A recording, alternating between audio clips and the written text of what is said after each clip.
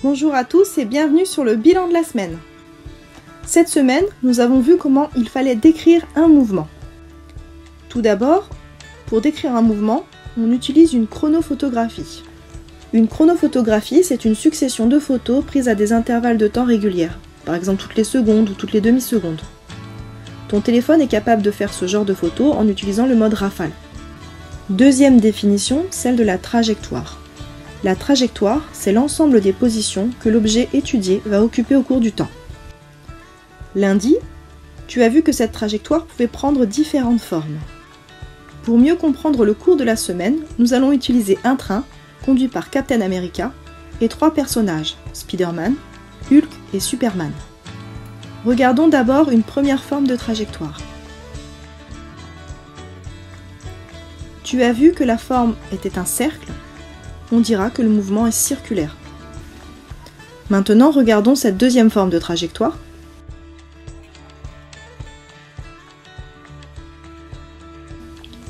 La forme est une droite. On dit maintenant que le mouvement est rectiligne. Pour finir, une troisième forme. On s'aperçoit que cette forme n'est ni une droite, ni un cercle.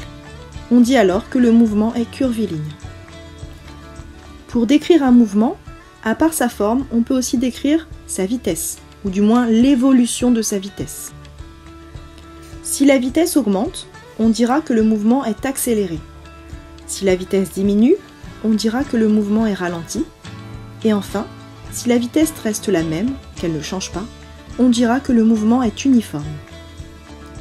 Pour savoir si un mouvement est uniforme, accéléré ou ralenti, on peut s'aider de la chronophotographie. Dans une chronophotographie, chaque image est toujours séparée par le même temps, ici 10 secondes. On s'aperçoit ici que la distance augmente au cours du temps. Les petits bonhommes sont de plus en plus espacés.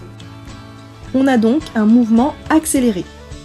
Retiens que, dans un mouvement accéléré, les objets s'éloignent de plus en plus sur la chronophotographie.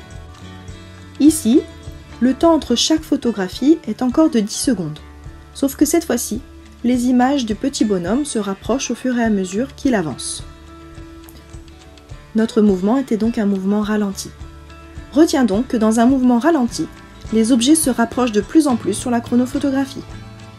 Ici, troisième cas de figure, 10 secondes d'intervalle séparent encore chaque photo.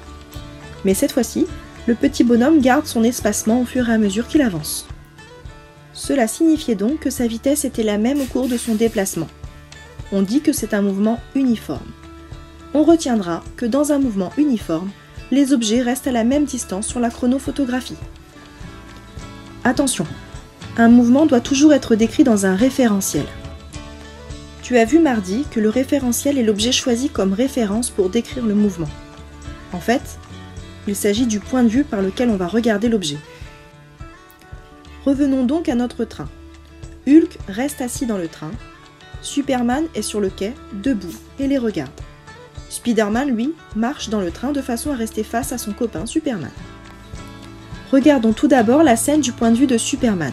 On parle du référentiel Superman.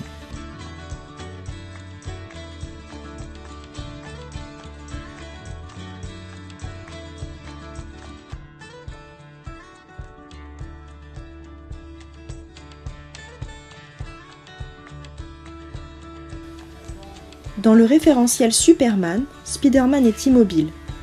En effet, dans les yeux de Superman, Spider-Man semble fixe. En revanche, Hulk est en mouvement. On peut aussi dire mobile, car on le voit se déplacer dans la vidéo. Regardons maintenant la même scène, mais du point de vue de Spider-Man. On parle à présent du référentiel de Spider-Man.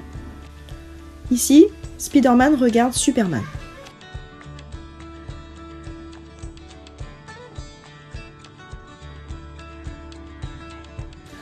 Et maintenant, il regarde Hulk dans le train.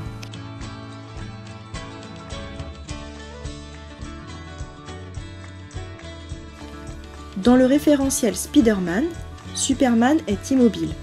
En effet, Spider-Man se déplace de façon à rester toujours en face de Superman. En revanche, Hulk, lui, est mobile, car on le voit se rapprocher de Spider-Man. Dernier point de vue, regardons la scène du point de vue de Hulk. On parle, cette fois-ci, du référentiel Hulk. Tout d'abord, Hulk regarde Spider-Man qui marche vers lui dans le train.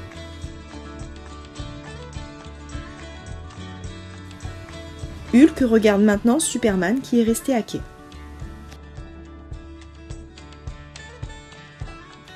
Dans le référentiel Hulk, Superman et Spider-Man sont tous les deux mobiles. En effet, on les voit se déplacer dans la vidéo.